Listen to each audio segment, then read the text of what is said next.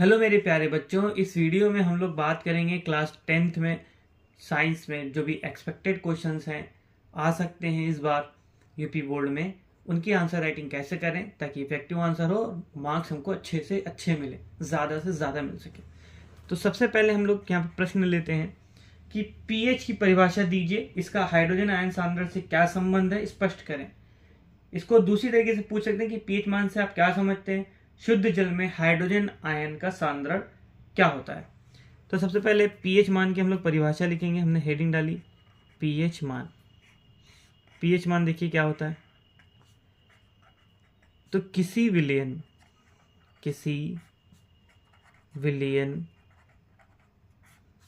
का पीएच मान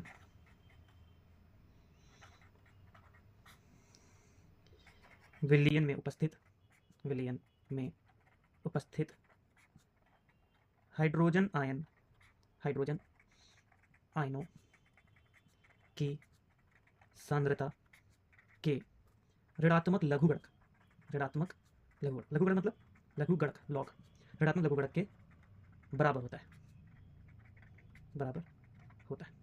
ठीक है। पीएच मान, तो पीएच इसको समीकरण के रूप में कैसे लिखेंगे, तो पीएच मान क्या होता है, हाइड्रोजन आयन की सांद्रता। इसकी सांद्रता क्या होगी, सांद्रता को हम लोग लिखते हैं इस तरीके से बड़े ब्रैकेट से कि ऋणात्मक लघुगणक, ऋणात्मक हो गया माइनस, लघुगणक हो गया लॉग के बराबर होता है। तो ये हो गया हमारा पीएच मान। सही है।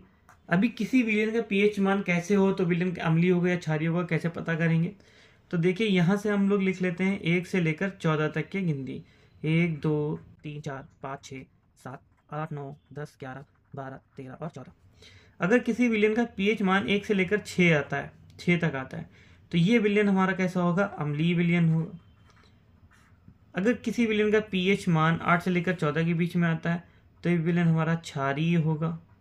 और अगर किसी विलयन का पीएच मान 7 आता है, तो विलयन हमारा उदासीन होगा। तो यहाँ पर हम लोग लिख लेते हैं पीएच, क्या लिख लेते हैं यहाँ पर, पीएच। ठीक है। अब ध्यान दीजिए, 7 किसका पीएच होता है, तो 7 जो पीएच होता है वो जल का होता है। शुद्ध जल का पीएच मान कितना होता है, 7 होता है। ठीक है। शुद्ध जल का पीएच मान बराबर कितना होता है, 7 होता है। शुद्ध जल का पीएच मान कितना होता है, 7 होता है। तो अगर इसमें हम लोग हाइड्रोजन आयन की सांद्रता पूछें कि इसमें हाइड्रोजन आयन की सांद्रता कैसे निकालेंगे, तो देखिए इसका पीएच हम लोग कैसे निकाल सकते हैं। तो जो हमारा शुद्ध जल होता है, कौन होता है, शुद्ध जल। तो शुद्ध जल के लिए जो H+ आयन होते हैं और जो OH आयन होते हैं, इनकी सांद्रता क्या होती है, बराबर।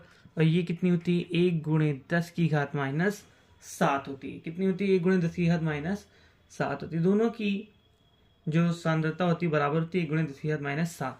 तो अगर हम लोग हाइड्रोजन आयन की सांद्रता की बात करें तो कितनी होगी, 10⁻⁷। यानी पीएच में अगर हम लोग इसको रखें तो पीएच बराबर होता है माइनस लॉग H+ आयन की सांद्रता, और हाइड्रोजन आयन की सांद्रता कितनी है, 10⁻⁷। तो ये लिख दिया हमने 10⁻⁷। -7 जब इधर आएगा, जब भी लॉग में m⁻n लगी होती है तो वो आगे आ जाती है। तो 10⁻⁷ इधर जब आएगा तो माइनस माइनस प्लस हो जाएगा, ये हो जाएगा 7 log 10। और log 10 का मान आप याद रखो कितना होता है, 1। तो पीएच कितना आ जाएगा, 7 × 1 यानी 7। तो शुद्ध जल के लिए पीएच मान कितना होता है, 7 होता है।